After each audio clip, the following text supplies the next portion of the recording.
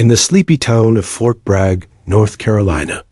Mornings had a rhythm that was almost sacred, the crow of the rooster, the distant rumble of trucks along the main road, and the faint echo of soldiers' boots marching past on their way to training grounds. It was the kind of town where everyone knew your grandparents' names, and secrets rarely stayed hidden. And in this town, Elena Carter was already making a name for herself, even before she had set foot in a military academy. Small, lean, and deceptively quiet, she carried a fire inside her, a fire that no one could contain, not even herself. Her father, a mechanic who could dismantle an engine with one hand while balancing a coffee mug in the other, often shook his head at her stubborn streak. "Elena, there are easier paths," he would say, wiping grease from his hands. Her mother, a nurse at the local hospital, tried to caution her too, her voice gentle but firm. "The Army isn't kind to women, honey. Not the way you think." But Elena only smiled, a small, knowing curl of her lips. She had dreamed of this moment for years, imagining herself in uniform, standing tall, respected, and unyielding. School had been easy for her, not because she sought accolades, but because she thrived on discipline. Teachers often remarked on her focus and determination, her uncanny ability to absorb knowledge and act decisively. While other girls her age worried about weekend parties or fashion trends, Elena spent her evenings running laps around the neighborhood, perfecting push-ups and practicing drills she had seen on television. She read everything about military strategy she could get her hands on, biographies of generals, memoirs of decorated soldiers, and accounts of historical battles. Each book, each story, strengthened her resolve and carved the path she knew she had to follow. The local boys mocked her sometimes, whispering when she passed by with her backpack full of books and training manuals. "You're too tiny for this," they'd sneer. "The Army's not for girls like you." But Elena's fire never dimmed.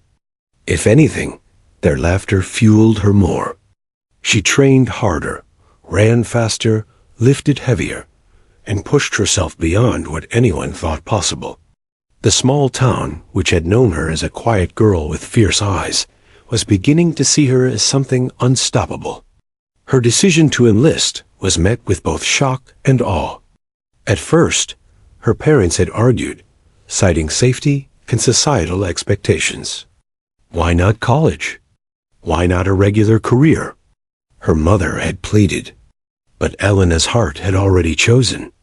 One morning, she marched to the recruitment office, head held high, papers in hand, and signed the dotted line. It wasn't a rebellion. It was a declaration. She was stepping into a world that had yet to see her full strength, and she was ready to face whatever it would throw at her. The day she left for basic training at Fort Jackson, the streets of Fort Bragg seemed unusually quiet. Friends came to wave, neighbors peered from windows, and her parents stood silently, pride mingled with worry. Elena's father finally spoke, voice thick with emotion. "Be smart, be strong, and remember, nobody can ever take that fire from you." Her mother hugged her tight, whispering, "Come back to us safe, Elena. Come back alive." She nodded, gripping her duffel bag as if it carried not just clothes, but the weight of all her dreams. The journey to Fort Jackson was long, giving her hours to reflect on what lay ahead. She observed the passing scenery through the bus window, imagining herself marching in formation, running obstacle courses, and earning the stripes that symbolized discipline and honor. Elena knew the path wouldn't be easy. She had read enough stories to understand the toll training would take on both body and mind. But she felt ready. The fire inside her was a shield, a weapon, and a promise to herself that she would endure no matter what. Upon arrival, the first sight that greeted her was a mass of recruits, a sea of fatigues, rifles, and disciplined chaos. Drill sergeants barked orders, the air thick with the sound of boots pounding the pavement, and the acrid scent of sweat and dust. Elena felt a rush of adrenaline. This was the arena she had been preparing for her entire life. She wasn't just a girl from a small town anymore. She was a soldier in training, accountable to no one but herself and the uniform she aspired to wear.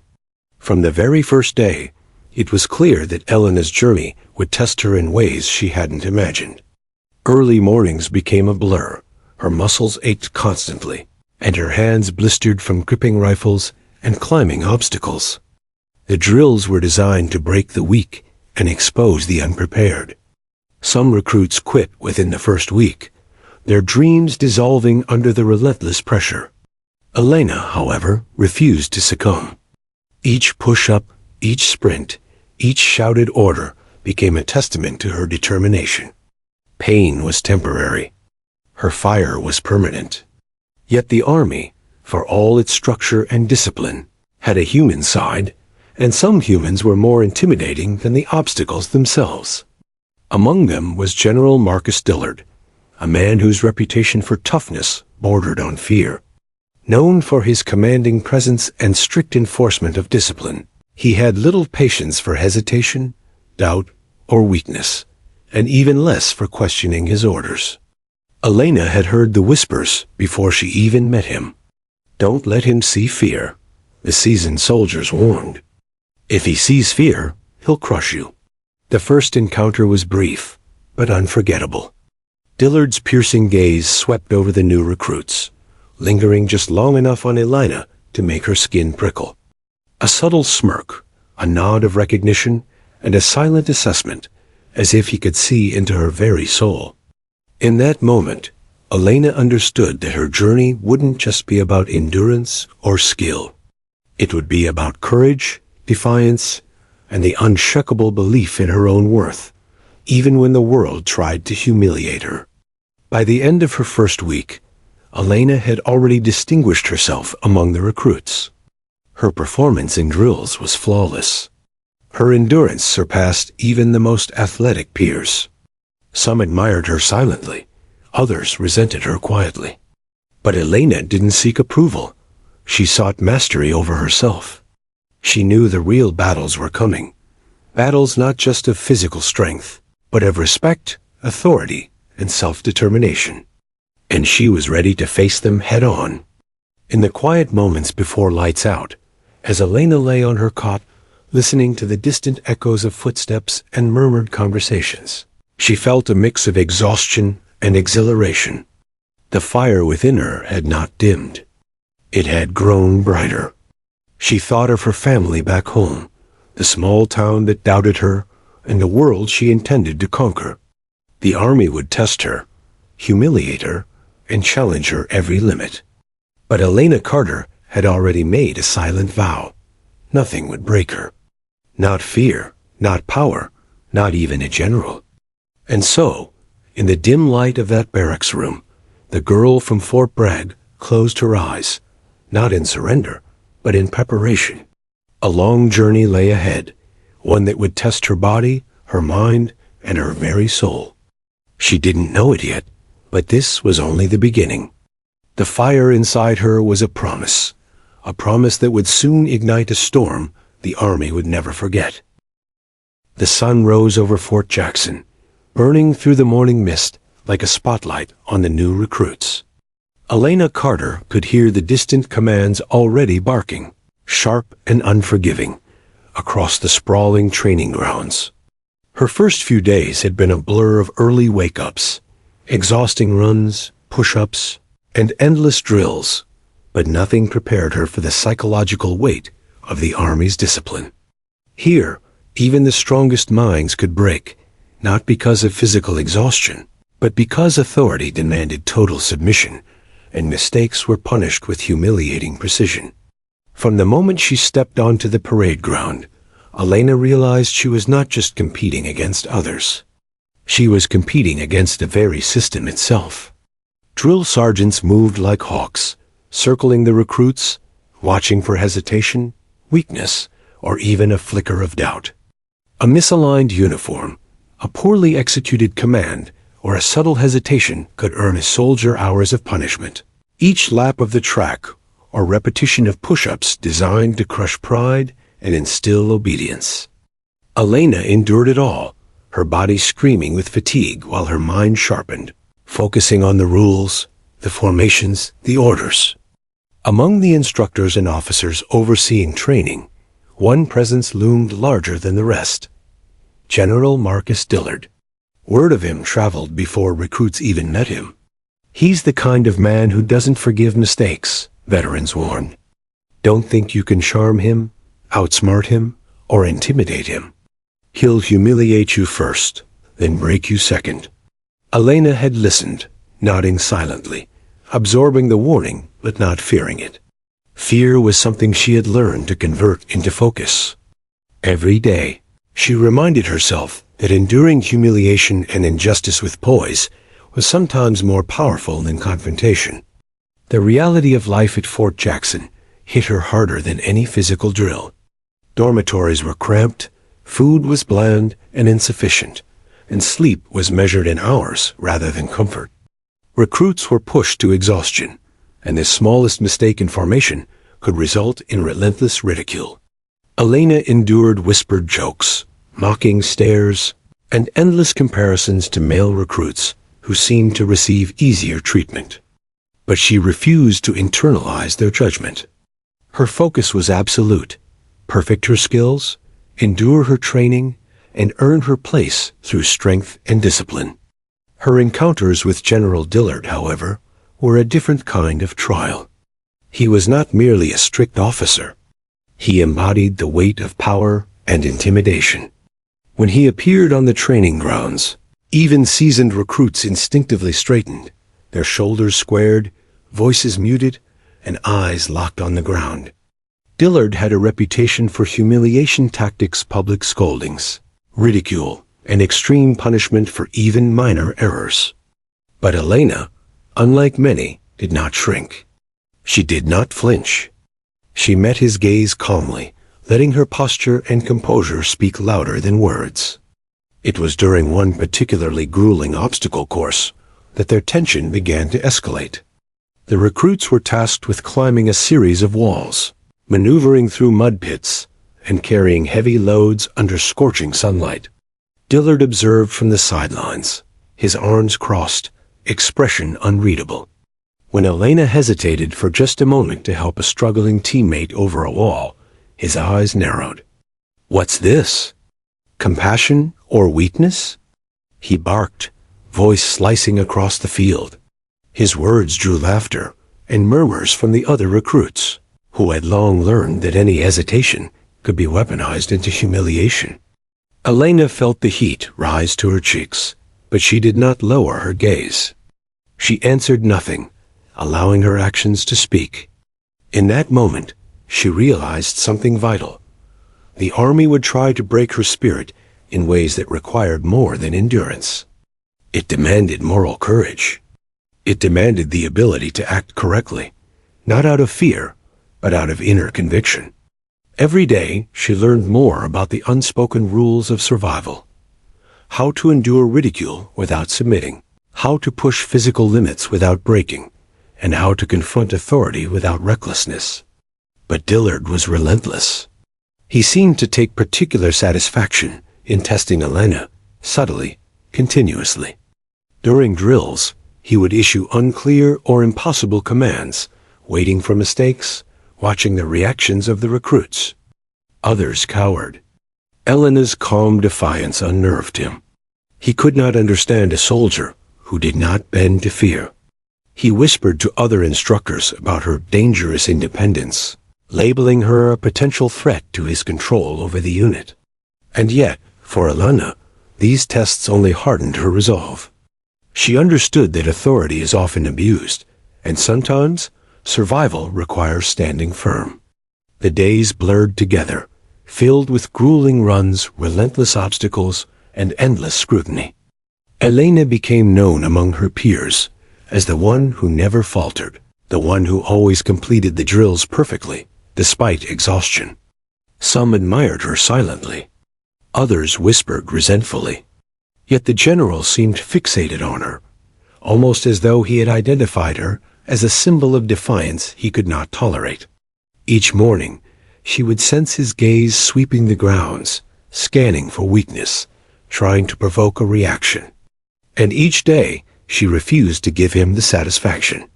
The turning point came one humid afternoon during a tactical exercise.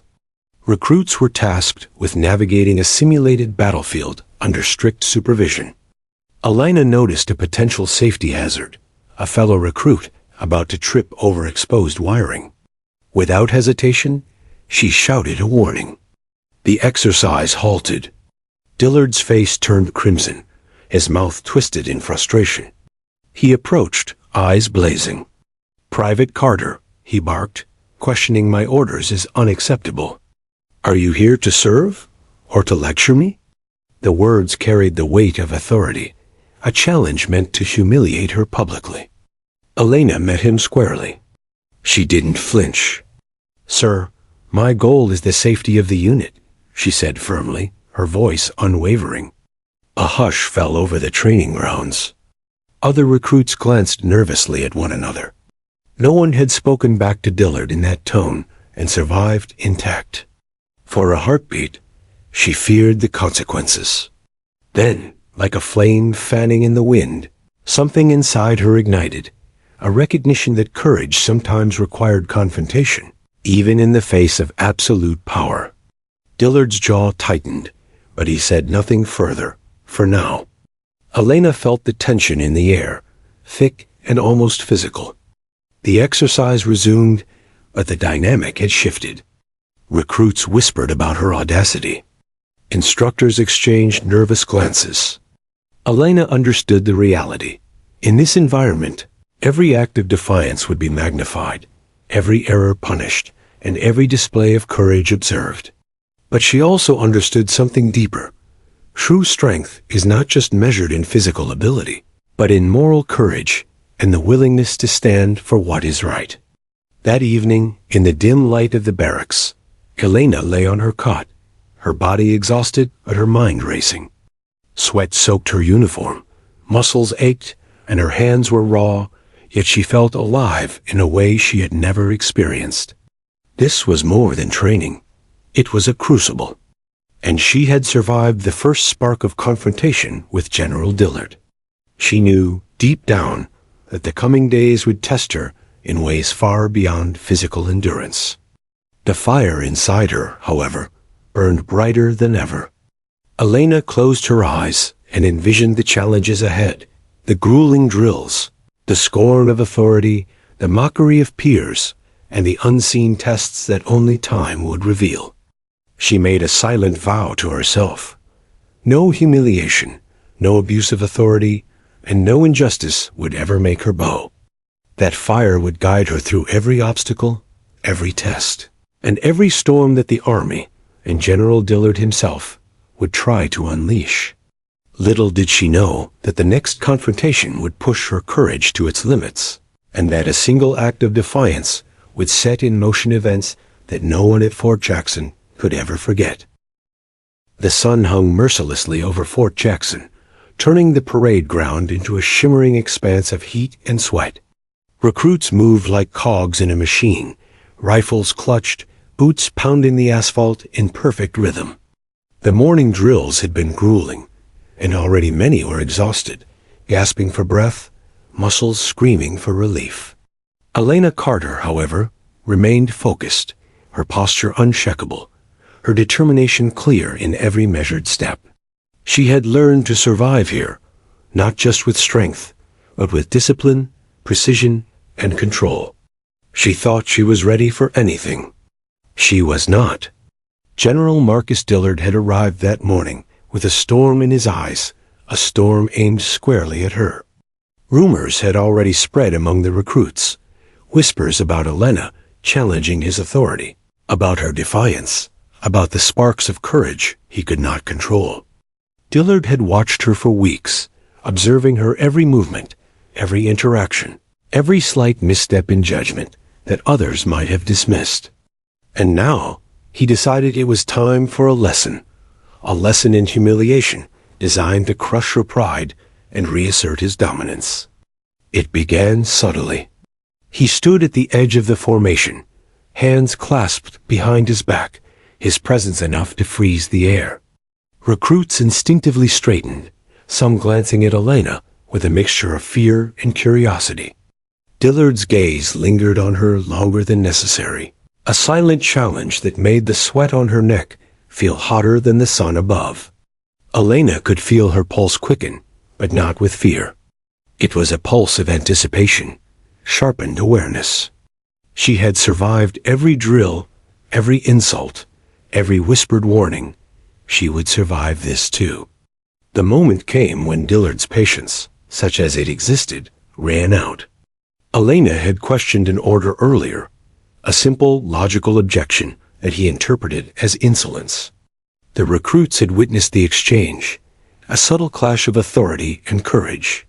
Dillard, never one to overlook perceived insubordination, acted swiftly. With a deliberate theatrical flourish, he lifted a metal bucket filled with icy water. The sound of metal scraping against the concrete echoed across the ground, drawing immediate attention. Every recruit froze, some whispering under their breath, some stiffening with fear. "Private Carter," Dillard barked, his voice cold and precise, "I think you need a reminder of your place." He tilted the bucket, and in a flash, the water poured over her head. The cold hit like a slap. It burned her skin, froze her hair to her forehead, and soaked her uniform through to her bones. Laughter erupted from some recruits, while others remained silent, afraid to draw attention. The water ran into her eyes, dripping down her face, but Elena's gaze did not falter. She did not cry. She did not stumble. The humiliation was sharp, stinging like a whip, but behind the shock, a new sensation arose, a burning, focused rage, pure and unshakable. Dillard stepped back, smirking, confident that he had won. "Still think you're tough?" He jeered, voice carrying across the formation. The recruits tittered nervously. They had all seen this before. Men and women broken in this way, shamed publicly for daring to show initiative, for daring to think. Elena could feel the weight of expectation, of history, of authority pressing down on her. But something inside snapped. Not in fear, not in panic, but in clarity. Her fists clenched, her mind focused. Every ounce of training, every lesson in endurance, every principle she had fought to embody, converged in that instant. She understood something vital. Humiliation can be a weapon, but defiance is a shield. She had endured pain, exhaustion, ridicule, and doubt. And now, this icy water, this public spectacle, would not defeat her. Slowly, deliberately, she rose to her full height, dripping, defiant, and calm. Every recruit's eyes widened as she stepped forward. A silence fell over the parade ground, heavy and expectant. Even Dillard paused, noting the subtle shift in energy, a shift he had not anticipated. Elena had absorbed the insult and transformed it into a surge of controlled power. No one had ever confronted him like this before, and he didn't yet know how to respond. Then, with precise control, Elena's fist shot forward. The movement was instantaneous, a culmination of instinct, training, and raw emotion. Crack! The sound of impact echoed across the field. Dillard's head snapped back. He stumbled, caught off guard, his balance shattered by the force of a single decisive strike. For the first time, the general, the man whose authority had seemed absolute, lay flat on the concrete, stunned. The bucket clanged beside him, water spilling like silver over the asphalt. A collective gasp rippled through the recruits. Shock, disbelief, awe, every emotion surged at once. No one moved. The air was thick with tension, as if time itself had frozen. Elena stood there, water dripping from her hair, uniform plastered to her frame, breathing steadily. She did not gloat. She did not flee. She simply stood, unbroken, resolute, and utterly unafraid. The silence was broken only by the distant whistle of another instructor, uncertain, hesitant, unwilling to intervene. In that moment, authority had shifted, not through rank, not through medals or history, but through sheer courage. Elena had taken a stand. She had transformed humiliation into empowerment, insult into action. And she knew, whatever came next, she would face it with the same fire that had carried her this far. Some recruits began whispering, their voices tinged with admiration and fear. "Did you see that?" One said. She hit him." Another nodded, eyes wide. "No one does that. Not to him." Elena ignored the whispers, focusing instead on controlling her emotions, her movements, and her breathing. She knew the military system would not forgive what she had done easily. Punishment was inevitable. Consequences would follow. But in that moment, she had sent a clear message. She would not bow to intimidation. Dillard, still reeling from the impact, tried to regain his composure. His face was red, not from exertion, but from humiliation. Every instinct screamed for retaliation, for immediate punishment, for reassertion of dominance. Yet even he could not deny the shock of her defiance, the unwavering fire in her eyes. He had underestimated her. That single strike, executed with precision and courage, had changed the dynamic on the parade ground irreversibly. Later, when recruits would recount the incident in hushed tones, they would describe it as almost mythical. A young woman, soaked and trembling from icy water, had stood alone against one of the most formidable men in the army and had struck him down with a single precise hit. Some saw recklessness. Others saw heroism. But all recognized one undeniable truth. Elena Carter was not someone to be underestimated. As she walked away from the general, dripping wet and still defiant, she understood that this was only the beginning. The army had tested her, humiliated her, and tried to break her spirit. But she had endured, and in enduring, she had sent a message that no amount of power, rank, or intimidation could erase. The battlefield of authority had been crossed, and Elena had emerged not defeated, but triumphant. The recruits would whisper about it for weeks. Some would admire her courage secretly, others would plot revenge for her audacity. But Elena herself felt a calm clarity. She had acted not out of recklessness, but out of necessity. A necessary stand for dignity, respect, and self-worth. And though consequences would come, she knew one thing for certain. She had already won the battle that mattered most, the one within herself. The impact echoed across the parade ground like the crack of a rifle. General Marcus Dillard stumbled, his feet slipping on the wet asphalt, his face a mixture of shock, rage, and disbelief. The metal bucket, now toppled, spilled icy water across the concrete, a silver puddle reflecting the stunned faces of the recruits. For a heartbeat, the world seemed to stop. Birds froze mid-flight. The wind seemed to hold its breath. Every soldier's gaze turned toward Elena Carter, soaked, trembling slightly from the cold, but standing tall, unbroken, her eyes blazing with clarity and defiance. The silence was deafening. Some recruits dared not breathe, afraid that even a whisper might trigger Dillard's wrath. Others exchanged wide-eyed glances, seeing in Elena a courage that they themselves had never dared to summon. She had done the unthinkable. She had hit one of the most feared officers in the army. Her single strike was not just a physical blow, it was a declaration. A symbol that authority did not always equate to invincibility. Dillard's expression contorted. Pride and anger poured across his face, leaving him momentarily paralyzed. He had been trained to command, to control, to dominate, but nothing in his decades of military experience had prepared him for this. A female recruit, barely more than a girl in his eyes, had defied him publicly, physically, and without hesitation. The humiliation, amplified by the presence of witnesses, struck him harder than the blow itself. A few instructors tried to intervene immediately. "Private Carter, step back. Stop right there," they shouted, rushing forward with a mixture of alarm and authority. But Elena's training had taught her control. She did not move, did not flinch, and did not show fear. She allowed herself only a slow exhale, steadying her heartbeat as the adrenaline surged through her. The lesson she had learned in these past weeks was now crystal clear. In moments like this, hesitation could be fatal, and courage could be weaponized. Whispers ran through the recruits like wildfire. "Did you see that?" One whispered. "She hit him. She actually hit him."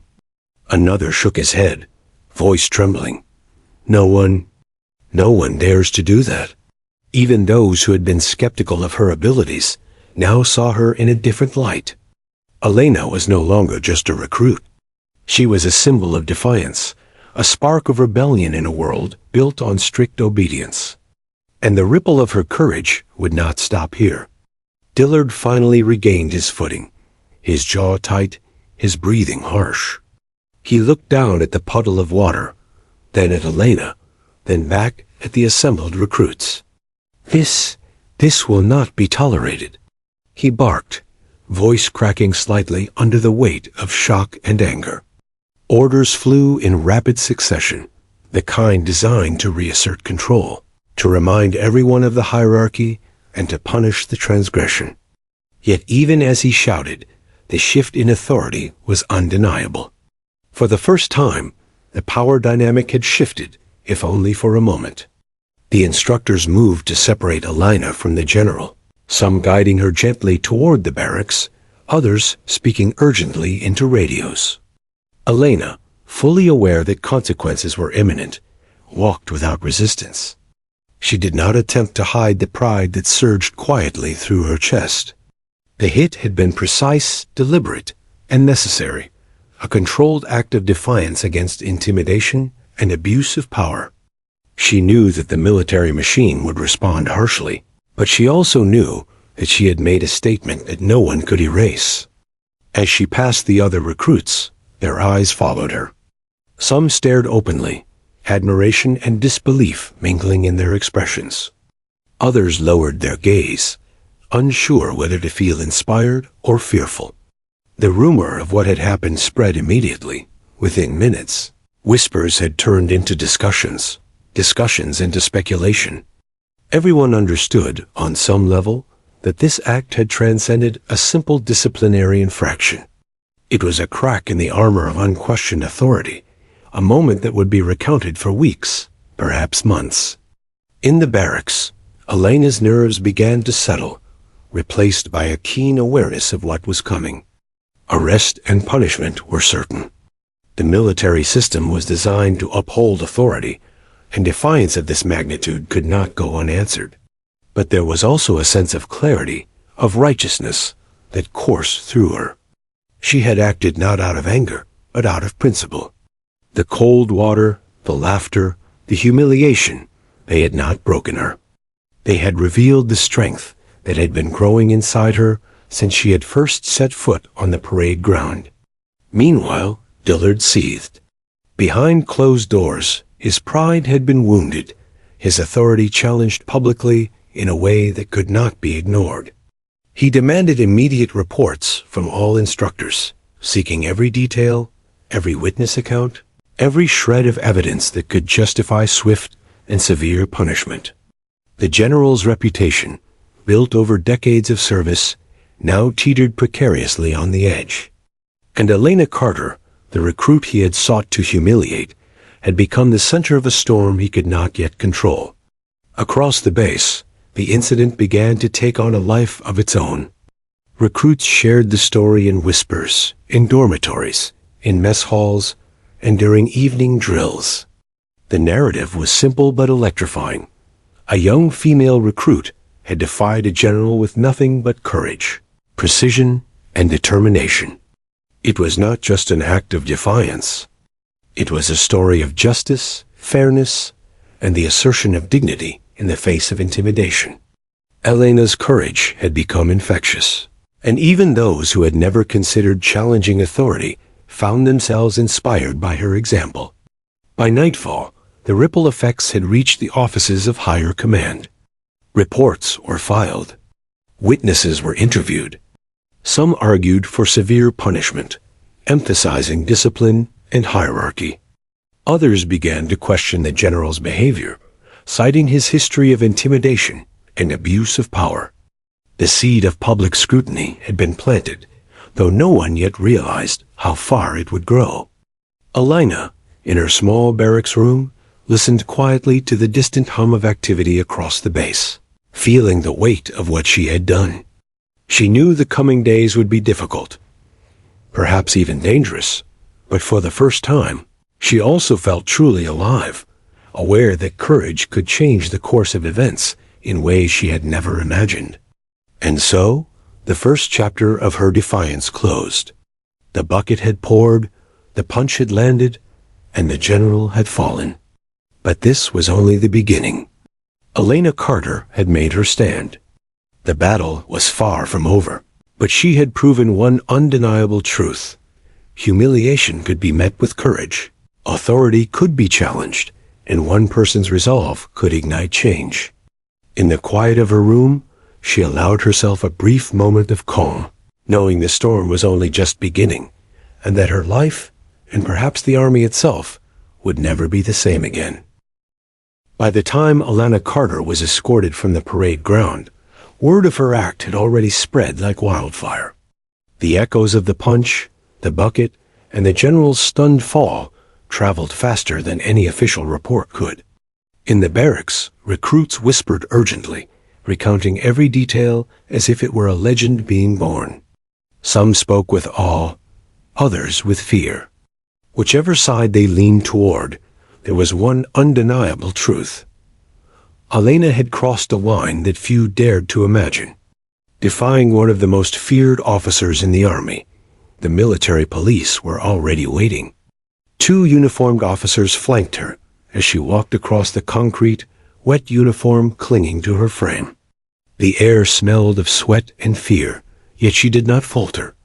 Every step was deliberate, measured, composed, the same poise that had carried her through weeks of grueling training now shielding her from panic. Elena knew that the consequences of her actions would be severe. Assaulting a superior officer was an offense punishable by harsh discipline, even imprisonment. And yet, the fear she might have felt was tempered by a profound clarity. She had acted for justice, for principle, and for dignity. Inside the military detention facility, the atmosphere was tense and unwelcoming. Guards moved with purpose, and the stark, gray walls seemed to close in around her. She was booked, interrogated, and questioned, each step meticulously documented. The questions were sharp and pointed. Why did you hit him? Do you realize the severity of your actions? Are you aware that this could end your career? Elena answered calmly, measured, never wavering. Her words were simple, truthful, and yet defiant. She did not apologize, because she had done nothing to regret. She had responded to injustice with courage. News of the incident quickly reached the base's command offices. Dillard, recovering from shock and humiliation, demanded that Elena face the full extent of military justice. He cited her actions as insubordination, assault, and disrespect, calling for maximum punishment. Yet even as he pressed his case, murmurs of dissent began to circulate. Some officers who had long worked under Dillard came forward discreetly, recounting instances of intimidation, verbal abuse, and psychological pressure he had inflicted on recruits over the years. Suddenly, Elena's act was no longer isolated. It was the spark illuminating a larger pattern of misconduct and abuse of authority. Elena's case was assigned to Major Samuel Ortiz, a seasoned officer with a reputation for fairness and courage. Ortiz approached her quietly, away from the prying eyes of the media and the base's hierarchy. "Private Carter," he said gently, "you've stirred something that will not be contained. What you did, it was necessary. But we have to prepare for the storm ahead. His words, calm yet serious, resonated with Elena. She understood the gravity of her situation. The military was a machine of discipline and hierarchy, and she had thrown a wrench into its gears. Every detail, every witness, and every precedent would be scrutinized. Meanwhile, the ripple effects of her actions had begun to reach beyond the base. Recruits whispered in dormitories, mess halls, and training fields, recounting the story of the bucket, the punch, and the unwavering gaze of the young woman who had dared to defy a general. Social media had not yet exploded, but within the military community, her story was spreading rapidly. Some hailed her as a hero, a symbol of courage and moral strength. Others condemned her, warning that her actions could destroy her career and invite retaliation. Preparation for the court-martial began immediately. Witnesses were interviewed, other recruits, instructors, and support staff. Statements were collected, testimonies recorded, and evidence catalogued. Every angle of the incident was scrutinized: the bucket, the public humiliation, the timing, and the precise strike. Elena cooperated fully, aware that transparency and honesty were her only shields against a system designed to protect authority at all costs. Major Ortiz worked tirelessly to build a defense not just for her actions, but for the principle behind them. The central argument, Ortiz realized, would not merely be about the physical strike. It would be about justice, authority, and the misuse of power. Elena had not struck out of anger or impulsiveness. She had acted in response to prolonged intimidation and public humiliation. She had embodied a fundamental principle that even in the military, where obedience is law, dignity must be preserved. Ortiz meticulously prepared the case, gathering testimonies from those who had witnessed Dillard's history of intimidation. The narrative was clear. Elena had acted out of necessity, not malice. The days leading up to the trial were tense. Elena endured questioning, confinement, and endless reflection on what the coming proceedings would entail. The pressure was immense. Any misstep could lead to severe punishment, possibly ending her career, or worse. But she faced it with a poise that belied her age and experience. Her training had taught her resilience, but her moral courage gave her a different kind of strength, one that could not be measured in push-ups, runs, or obstacle courses. As the court-martial began, the military courtroom was packed with officers, recruits, and observers. The tension was palpable. Cameras, not yet digital, but present in some corners for base documentation, captured every detail. Dillard sat rigid, his face a mask of controlled fury. His attorneys presented the case methodically, emphasizing the hierarchy, the violation of orders, and the precedent of discipline. It was a carefully constructed argument meant to ensure that Elena would face maximum punishment, a warning to all who might defy authority in the future. Then came the defense. Major Ortiz presented the case with clarity and precision. He recounted the incident in detail, emphasizing the general's history of intimidation and the public humiliation that had provoked Elena's response. Witnesses corroborated her account, detailing Dillard's repeated abuses of authority and the fear he instilled in recruits. Ortiz argued that her response, though forceful, was a measured act of self-preservation and moral courage, not malice or recklessness. He positioned her as a symbol of justice, courage, and resilience in the face of systemic abuse. The courtroom was silent as Elena stood, recounting the incident calmly, her voice steady despite the enormity of the situation. She spoke not just for herself, but for every recruit who had endured humiliation and intimidation without recourse.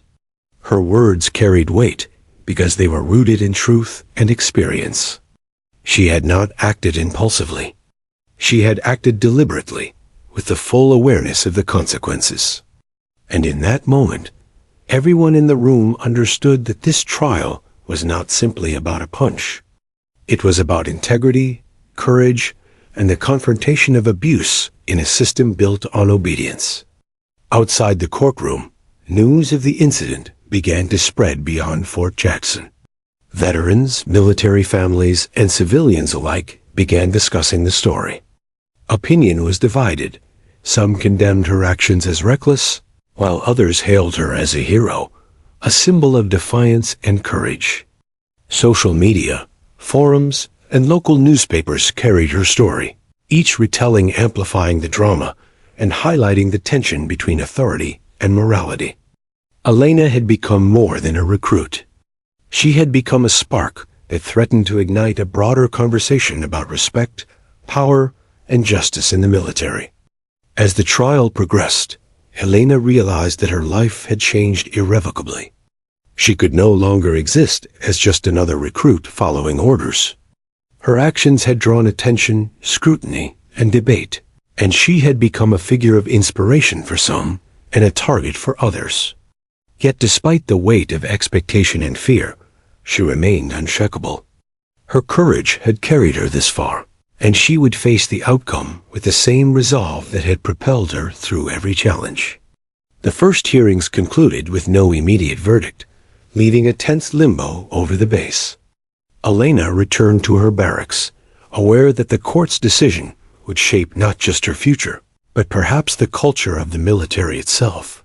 She lay on her cot that night, drenched in thought but resolute in spirit.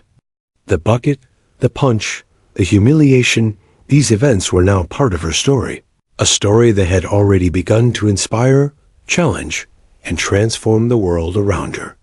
And in the quiet of the night, Elena Carter understood that she was no longer just a recruit. She was a soldier who had faced injustice head-on, a woman who had dared to defy power, and a force whose actions would ripple far beyond the boundaries of Fort Jackson. The trial was only one chapter of the battle, but it was a battle she was ready to fight and to win. By the following morning, the story of Elena Carter had begun to travel far beyond the walls of Fort Jackson. Whispers in the barracks and mess halls had transformed into a full-blown phenomenon. Recruits recounted the events with excitement and disbelief, embellishing the details just enough to make the story more legendary. Within hours, the tale of the female recruit who struck the general reached local newspapers. Headlines screamed, "Private strikes general in act of defiance. Young soldier challenges authority. Courage or insurrection?" The story was captivating, compelling, and impossible to ignore. The story struck a chord with the public. Social media lit up with debates, videos, and memes. Though no official footage existed yet, imagination and storytelling painted a vivid picture. Some people hailed Elena as a heroine, a symbol of courage and resistance against unfair authority. Others criticized her actions as reckless, dangerous, and potentially career-ending. Veterans' forums became battlegrounds of opinion. Some praised her bravery, others cautioned that no recruit could survive such defiance without severe consequences. Meanwhile, the military establishment scrambled to manage the fallout. Public relations officers drafted statements emphasizing discipline and hierarchy, attempting to frame the incident as an internal matter being properly addressed. Yet the more they tried to contain it, the more attention it attracted. News outlets, drawn by the drama and the symbolism of a young woman defying an entrenched authority figure, began sending reporters to Fort Jackson. The story had taken on a life of its own, far beyond what Dillard or anyone else could control. Within the base, the dynamic shifted dramatically. Recruits whispered about Elena in awe, admiration evident in every glance. Some sought her out, asking for advice on drills, endurance, and mental resilience. Others kept their distance, unsure whether aligning themselves with her would invite trouble. Elena, for her part, remained composed. She had learned to navigate the treacherous waters of military life. Strength, discipline, and calmness under pressure were as important as physical ability. She understood that public attention was both an opportunity and a challenge, an amplification of every decision she made. Dillard's frustration was palpable. He convened meetings with top officers, demanding immediate action. He argued for strict punishment, citing insubordination, assault, and disrespect. Yet the tide of public opinion, coupled with testimonies of past misconduct, made swift retribution more complicated. Officers debated whether Dillard's behavior had provoked Elena's response, and whether disciplinary action could be justified without appearing excessive or unfair. Every day, Dillard's authority was challenged not just by Elena, but by the growing awareness of his own actions. Meanwhile, Elena's story resonated far beyond the military community. Women in uniform, veterans and civilians alike, saw in her act a reflection of courage and integrity. Panels and online forums debated the significance. Some framed it as a challenge to outdated hierarchies, others as a lesson in standing up to injustice. Inspirational articles proliferated, highlighting Elena's resilience, focus, and moral courage. She was no longer just a recruit. She had become a symbol of defiance against abuse of authority, a figure who embodied the power of integrity over rank. The court-martial hearings, still ongoing, were now under intense public scrutiny. Reporters camped outside the courthouse, interviewing witnesses and dissecting every testimony. Social media exploded with opinion, hashtags, and commentary. Some compared her to historical figures who had challenged oppressive systems. Others argued about the ethics of a physical response to verbal provocation.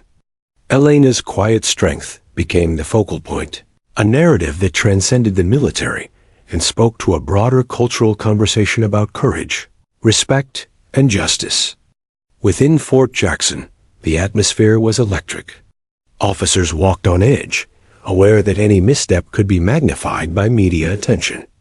Recruits, emboldened by Elena's courage, began whispering about other instances of abuse and misconduct, creating an undercurrent of accountability previously absent. Elena, despite the attention, remained focused on her training and preparation. She understood the power of composure, the importance of patience, and the inevitability of scrutiny.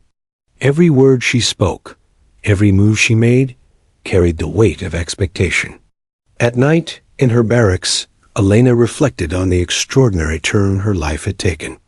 She had begun as a recruit, eager to serve, disciplined, and determined. Now, she was the center of a national conversation, a symbol of courage under pressure. Despite the fear of repercussions, she felt a profound sense of clarity. She had acted according to her principles, and in doing so, she had inspired others. The fire inside her burned brighter than ever, not from anger or defiance, but from purpose, the knowledge that integrity could challenge even the most rigid hierarchies. Even Dillard began to realize that the story had escaped his control. Reports and testimonies painted him not as a victim of aggression, but as an enforcer of unnecessary cruelty. His authority, while still formidable, was now under scrutiny, and every decision he made would be analyzed in the court of public opinion. He had underestimated Elena Carter, and the ripple effects of her courage were far-reaching. As the trial progressed, public attention continued to swell. News outlets from major cities reported the story, framing it as a dramatic conflict between individual courage and entrenched authority. Veterans organizations issued statements of cautious support, emphasizing the need for discipline, but acknowledging the importance of respect and ethical leadership. The story had become larger than the base, larger than the general, and larger than Elena herself. It had become a narrative of courage, accountability, and the potential for systemic change. Elena's resolve never wavered. Each day brought new challenges, but she approached them with the same discipline, focus, and moral clarity that had defined her since the first day of training. The attention, while intense, only reinforced her commitment to integrity. She had not sought fame, nor did she crave it. Her actions were guided by principle, by a refusal to accept humiliation or injustice. And now, as the world watched, her courage became a beacon, proving that even in rigid systems, one person could stand, and one act could resonate far beyond its origin. By the end of the week, it was clear that Elena Carter's story was no longer confined to Fort Jackson. It had become a national conversation about courage, respect, and the proper exercise of authority. People debated her actions, discussed their implications, and admired the unwavering focus that had allowed her to stand firm. Recruits, officers, and civilians alike began to see that Elena had not just acted. She had sparked a movement of awareness and reflection, demonstrating that true power lies not in rank, medals, or fear, but in courage, dignity, and moral integrity. The morning of the verdict arrived with a tension that could be felt in every corridor of Fort Jackson. Word of Elena Carter's court-martial had already spread across the nation, and the eyes of the public, media, and military leadership were focused on her. The courtroom was packed with officers, recruits, journalists, and a handful of civilians allowed to witness the proceedings. Every seat was filled, every eye riveted on the young soldier whose single act of courage had challenged not only a general, but an entire system of authority. Elena sat quietly, her uniform still damp from the weeks of grueling preparation, her eyes calm and unwavering. She had rehearsed the possibilities, considered every scenario, and mentally prepared herself for the consequences. But even she could not have predicted the way the room would react when the court officers entered, carrying the weight of both military protocol and national attention. A hush fell over the room, as if the air itself were holding its breath. The presiding judge, a stern but fair officer with decades of experience, took his seat and called the room to order. He summarized the charges: assault on a superior officer, insubordination, and violation of military conduct. Each word was measured, deliberate, heavy with expectation. Elena listened attentively, her mind focused not on fear, but on clarity. She understood that the case was not just about a single punch. It was about justice, integrity, and the courage to confront wrongdoing, no matter the personal cost. Witnesses were called one by one. Instructors, recruits, and staff recounted the events leading up to the punch. Some described Dillard's harsh methods, his history of intimidation, and the psychological pressure he exerted on recruits. Others recounted Elena's calm, precise actions, emphasizing that she had acted not out of impulsiveness, but out of moral necessity. Each testimony built a picture that was impossible to ignore. The young recruit had not acted recklessly. She had responded to repeated abuse of authority with measured courage. Then came the testimony that shifted the room completely. A former recruit, now an officer, detailed an instance in which Dillard had publicly humiliated a female trainee, forcing her to perform drills for hours in the rain as punishment for questioning an order. Another officer spoke of repeated verbal abuse and manipulative tactics designed to intimidate and control. The court-martial, initially expected to be straightforward, transformed into a trial not just of Elena Carter, but of Dillard's leadership and ethics. The general himself took the stand, his face tight with controlled anger. He recounted his perspective, emphasizing the importance of discipline and obedience. Yet even as he spoke, the testimony of others weighed heavily against him. Every witness reinforced the narrative that his methods, while perhaps rooted in tradition, had crossed the line into humiliation and abuse. Dillard's authority, once unquestioned, was now under intense scrutiny, and the impact of Elena's courage became painfully clear. Throughout the trial, Elena remained composed. She answered questions with clarity, precision, and honesty. She did not apologize, for she had done nothing wrong in her mind. She had acted to protect herself and her fellow recruits from unnecessary humiliation and intimidation. Her calm demeanor, combined with the weight of the testimonies against Dillard, began to shift the perception in the room. What had initially seemed like a clear-cut case of insubordination now appeared more complex, a moral confrontation within a rigid system. The media coverage intensified. Stories of Elena's courage, her poise, and the general's controversial methods spread across newspapers, television, and online platforms. Public opinion became a force of its own. Citizens debated the significance of the act.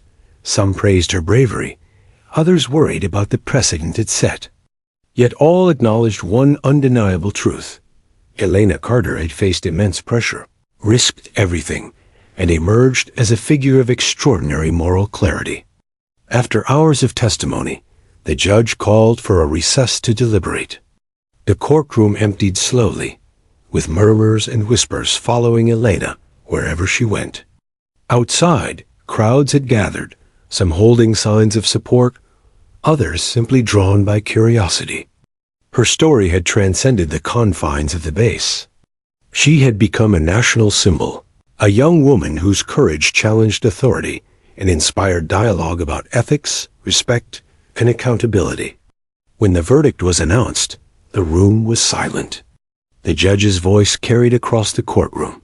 After careful consideration of the evidence, testimonies, and circumstances, the court finds that while Private Carter's actions constituted a physical strike against a superior officer, the conduct of General Marcus Dillard constituted repeated intimidation and abuse of authority.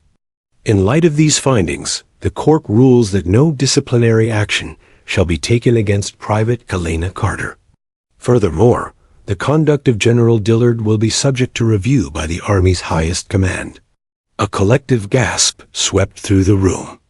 Some officers whispered in disbelief, while recruits erupted quietly in admiration. Elena's hands trembled slightly, not from fear, but from the intensity of the moment. She had not only survived the trial, she had emerged vindicated. The moral weight of her actions had been recognized, and the system that had once seemed absolute had acknowledged her courage. Dillard, however, was visibly shaken. His face, once composed and authoritative, betrayed a mixture of anger, humiliation, and disbelief. The verdict effectively stripped him of the absolute control he had wielded for decades. For the first time, he faced scrutiny not from subordinates or peers, but from the very system he had upheld. The fall from unchallenged authority was swift and undeniable.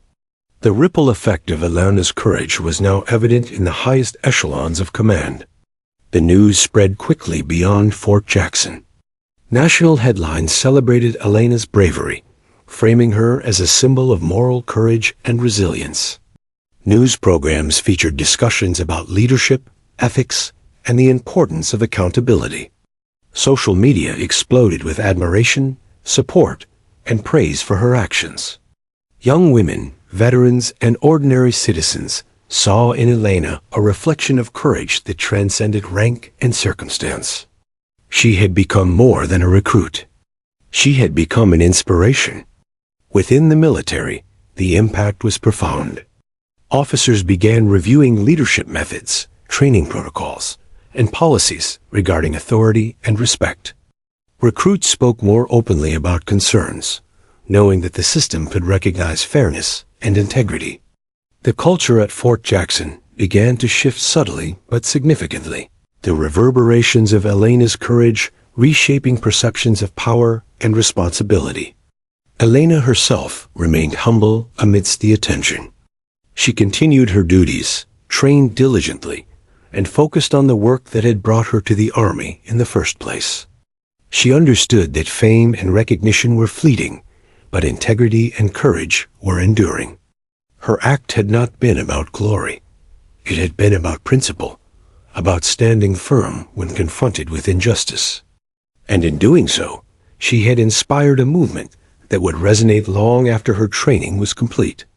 The courtroom slowly emptied, and Elena walked out into the sunlight, her uniform still damp from weeks of trials, her eyes calm but bright with purpose. Recruits, officers, and civilians alike watched her pass, acknowledging the courage it had taken to face authority head-on and emerge victorious. For Elena Carter, This was not the end of her journey, but a pivotal chapter, the moment when her courage had proven stronger than intimidation, and her integrity had reshaped the path of those around her. And in the quiet moments afterward, as she returned to the barracks, she reflected on the journey that had brought her here, from grueling training, through humiliation and confrontation, to the vindication of her courage. She understood that the story was bigger than herself, bigger than the general, bigger even than the army. It was a story of power, responsibility, and the enduring strength of moral courage, a story that would continue to inspire for years to come.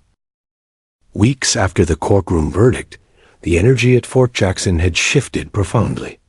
Where once there had been tension, fear, and a rigid hierarchy, now there was a quiet respect, a subtle awareness that courage and integrity could not be ignored. Recruits whispered Elena Carter's name with reverence, sharing her story with new arrivals and veterans alike. Her actions had created ripples far beyond the parade grounds, challenging the traditional notions of authority and inspiring soldiers to view leadership not only as command, but as responsibility. Elena herself remained focused, disciplined, and modest. She returned to her training regimen with the same intensity that had defined her from the beginning. The recognition she had received, both from the public and from within the military, did not distract her. Instead, it fueled her resolve. Every obstacle she faced became an opportunity to demonstrate the values she had fought for: courage, honor, and moral clarity. She understood that the story of the punch and the bucket was not about spectacle. It was about the principles she had embodied under immense pressure. Meanwhile, General Marcus Dillard's career suffered irrevocable damage. Investigations into his behavior revealed a pattern of intimidation and abuse, corroborated by multiple recruits and officers. Internal disciplinary actions were initiated, and he was reassigned to administrative duties pending further review. The aura of untouchable authority that had once surrounded him evaporated. In his absence, new officers were appointed who valued fairness, accountability, and ethical leadership. The military culture, slow to change in its traditions, began to evolve, influenced in no small part by Elena's courage and the visibility of her actions. The story of Elena Carter began to appear in national publications and media outlets. Documentaries, interviews, and opinion pieces highlighted her bravery, emphasizing the transformative power of moral courage in hierarchical systems. Civilians, veterans, and military personnel alike celebrated her as a figure of inspiration. For young women in particular, Elena became a symbol of empowerment, proof that courage and determination could challenge even the most entrenched authority. Her narrative transcended military life, entering schools, organizations, and communities where leadership, respect, and ethics were discussed and taught. Awards and recognition followed. Elena received commendations for bravery and integrity, honors not only for the punch itself, but for the broader impact of her actions. Senior officers lauded her composure, discipline, and unwavering moral clarity. Yet, despite the accolades, she remained grounded. She often reminded herself that the story was not about her personal glory, but about demonstrating that integrity could stand firm against intimidation, and that courage was a force capable of inspiring change far beyond any individual. Within Fort Jackson, the culture shift was tangible. Officers approached recruits with greater awareness of fairness and dignity. Recruits, emboldened by Elena's example, began to speak up when they witnessed misconduct or unfair treatment. Training protocols were revised to emphasize ethical leadership, respect, and accountability. The ripple effect of one courageous act, which had begun with a bucket and a punch, had transformed the lives of countless soldiers. Elena's actions demonstrated a truth that could not be ignored. True leadership inspires, it does not intimidate. Elena herself began to mentor younger recruits. She shared her story not as a boast, but as a lesson. She taught them about discipline, resilience, and moral courage. She emphasized that strength alone was not enough. Integrity and clarity of purpose were equally vital. Her guidance was sought and respected, and she became a quiet but powerful influence, shaping the next generation of soldiers who would serve with both skill and conscience. Beyond the base, Alana's story influenced discussions at the highest levels of military policy. Officials reviewed codes of conduct, harassment protocols, and leadership training, using her experience as a case study in courage, ethics, and accountability. Her actions sparked dialogue about how authority should be exercised, and how systems could balance obedience with moral responsibility. The ripple effects of her courage had become systemic, changing not only perceptions but policies, and leaving a lasting imprint on the institution itself. Despite the attention, Elena remained remarkably grounded. She continued her duties, participated in drills, and approached each challenge with the same calm precision that had defined her from the beginning. Yet now, every movement she made carried a quiet symbolism.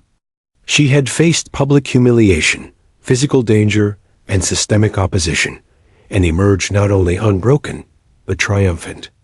She understood that her journey was not only her own, but part of a broader story about courage, justice, and the enduring power of integrity. As months passed, Elena's story became legend within the military community. New recruits were told her story as a lesson in courage, resilience, and moral clarity. Officers cited her example when discussing ethical leadership. Veterans reflected on her actions as a turning point, proof that even in the most rigid systems, one person's courage could inspire widespread change. The punch that had stunned a general and the bucket that had sparked a confrontation became symbols of the transformative power of integrity. In quiet moments, Elena reflected on her journey. From the first day of training, through humiliation, defiance, trial, and eventual recognition, she had discovered the depth of her own strength. She understood that courage was not reckless action, but deliberate, principled decision-making in the face of fear and adversity. She had learned that integrity could influence not only individuals, but entire systems. Her journey had started with a single act of defiance, and it had grown into a story of enduring impact. Years later, the story of Elena Carter was still told at Fort Jackson and beyond. She had gone on to serve with distinction, not only as a soldier, but as a mentor, advocate, and symbol of moral courage. Her actions had inspired generations of recruits, reshaped policies, and reminded the military that respect, integrity, and accountability were as vital as strength and discipline. The bucket, the punch, the trial, they had all been part of a narrative that proved a single act of courage could resonate far beyond its moment, influencing countless lives and leaving a legacy that endured long after the initial confrontation. And so, the tale of Elena Carter concluded not with fame or fortune, but with a profound, enduring truth that courage, clarity, and integrity could overcome intimidation, transform authority, and inspire change. Her story was remembered not just for the dramatic act itself, but for the principle it embodied, a principle that echoed in the hearts of soldiers and civilians alike, a legacy of courage that would never fade.